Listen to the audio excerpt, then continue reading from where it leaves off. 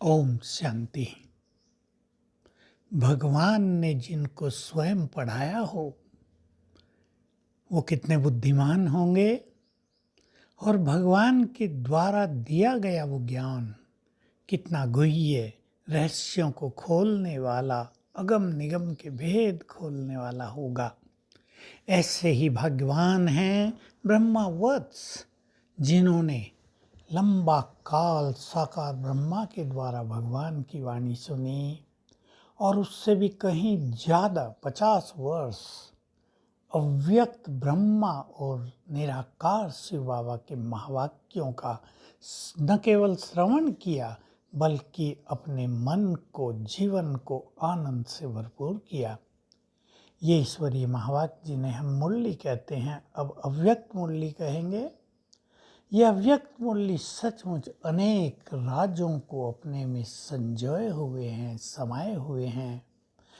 हम जितना जितना उनका अध्ययन करते हैं, हमें नए नए राज समझ में आते रहते हैं, और विशेष रूप से जो बातें उनमें कही जाती हैं उनका यदि हम अभ्यास करते हैं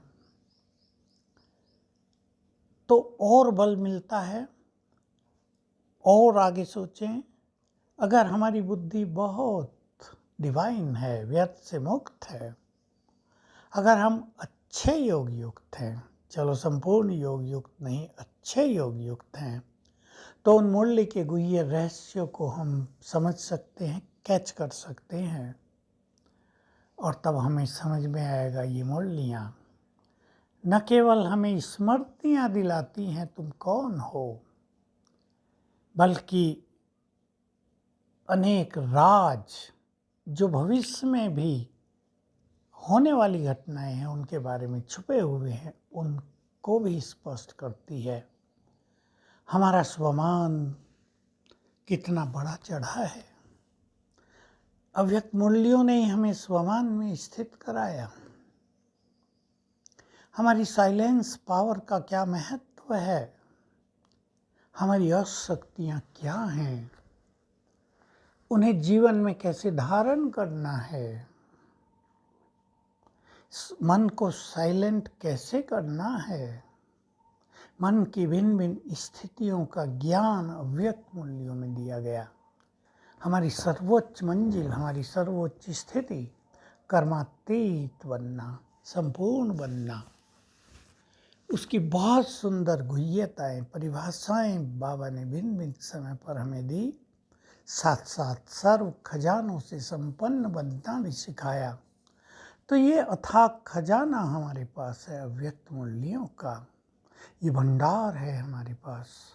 ऐसा ज्ञान का भंडार संसार में अन्य किसी व्यक्ति के पास नहीं है, चाहे वो कितने महान पुरुष, महात्मा, विद्वान कितने भी बड़े हों, हो भी क्यों ना। भगवान ने जो स्वयं ज्ञान दिया है तो कितनी बड़ी बात है। तो हम सभी मूल्यों का पुनः अध्ययन करेंगे, न केवल अध्ययन करेंगे, बल्कि मेरी तो ये शुभ भावना है, जिस टॉपिक पर मुरली चली उस पर आप कुछ लिखेंगे भी। अपनी एक अलग से डायरी बना लो। मान लो संतुष्टता पे मुरली चलती है, उस पर 10 लाइन लिखो। मैं कैसे संतुष्ट रहूं, कैसे सबको संतुष्ट करूं। प्रसन्नता पर मुरली चली है तो उस पे लिखो। मुझे निरंतर प्रसन्न रहना है, कैसे, कहाँ मेरी खुशी गुम होती है। योग पर मुरली चली है, उस पर कुछ लिखो। सोमान पे चली है, उस पर कुछ लिखो। तो मनन चिंतन बढ़ेगा।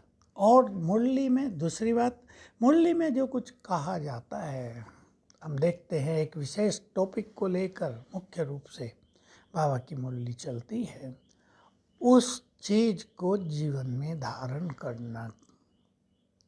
जब तक अगली मुरली चले तब तक उस पर फुल फोकस करना। तो अनुभव होगा कि जब हम उस चीज़ पे तुरंत फोकस करते हैं, उसको जीवन में अपनाने का अभ्यास करते हैं, तो ईश्वरीय बल, शिव बाबा की ताकत उसको करने के लिए हमें बहुत मिलती है। क्योंकि हम अपने ही बल से सब कुछ नहीं कर सकते, हमें ईश्वरीय मदद, जिसको लोग ईश्वरीय दुआएं कहते हैं, उसका आशीर्वाद कहते हैं, उसकी बहुत ज़रूरत होती है। तो यह अव्यक्त मुरली हम सभी के लिए 1 साल के लिए वरदान साबित होंगी और निरंतर हम अपने मंजिल की ओर बढ़ते चलेंगे। हमारी शुभ भावना है सभी इनका पूरा फ़ायदा उठाएं और अपने को महान और योग युक्त बनाएं। ओम शांति।